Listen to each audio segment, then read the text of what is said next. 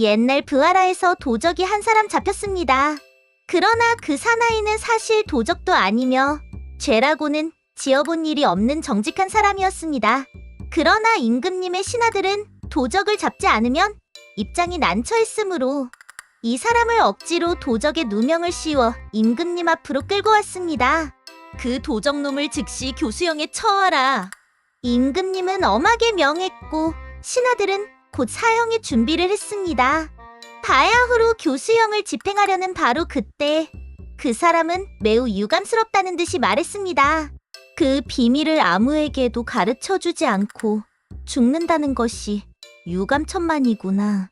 그것을 엿들은 신하들이 물었습니다. 비밀이라니? 무슨 말이냐? 나 한 사람 이외에는 아무도 모르는 비밀입니다. 황금을 밭에 뿌려서 황금을 많이 열게 하는 방법입니다. 그 말을 들은 신하들은 깜짝 놀랐습니다. 황급히 사형을 중지하고 임금님에게 뛰어가서 보고했습니다. 임금님, 저 도적은 황금을 밭에 뿌려 그것을 연결게 할 수 있는 방법을 알고 있다고 합니다. 그럼 내가 직접 만나서 들어봐야겠구나. 도적은 다시 임금님 앞에 끌려왔습니다. 너는 참말로 황금을 뿌려 연글게 할 수가 있겠느냐? 만약 나를 위하여 황금을 연글게 한다면 너희 목숨을 살려주겠다. 사나이는 물론 그렇게 하겠다고 말하곤 크게 기뻐하며 곧 밭을 갈기 시작했습니다. 밭에 뿌릴 황금도 임금님의 광에서 운반되어 왔습니다. 임금님은 대신들을 데리고 세상에서 처음 듣는 황금을 뿌리는 광경을 구경하러 왔습니다.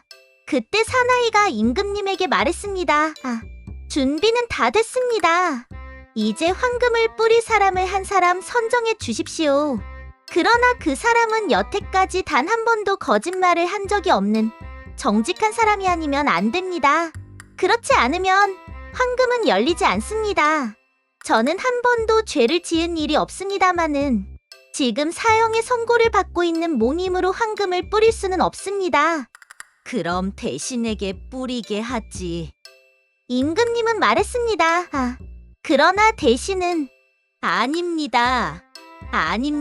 저는 사양하겠습니다. 재판장은 공정한 인물이므로 재판장이 적당할 것으로 생각됩니다. 하고 말했습니다. 그것을 듣고 재판장은 아닙니다. 저도 사양하겠습니다. 하고 황급히 말했습니다. 임금님은 시장 쪽을 돌아보았습니다. 그러나 임금님이 무슨 말도 하기 전에 시장은 얼굴을 붉히며 더듬거렸습니다. 저도 도저히 적임자가 아닙니다. 임금님은 초조해졌습니다. 그럼 사제라면 적임자겠지. 사제를 불러오너라. 하고 큰 소리로 명령했습니다. 그러나 사제도 머리를 깊이 조아리며 말했습니다. 저도 죄 많은 인간이옵니다. 일이 이렇게 되어서는 밭에 황금을 뿌릴 만한 사람이 있을 것 같지가 않았습니다. 임금님은 실망하여 신하들의 얼굴을 하나하나 바라보았습니다.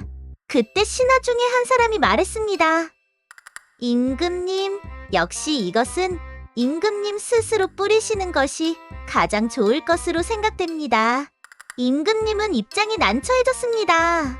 괴로운 심정으로 말을 했습니다. 아니다. 내가 스스로 할 필요가 없을 것이다. 그대들 중에 죄를 짓지 않은 사람이 한두 사람은 있을 것 아닌가. 그러나 신하들은 서로의 얼굴만 마주 볼 뿐이었습니다.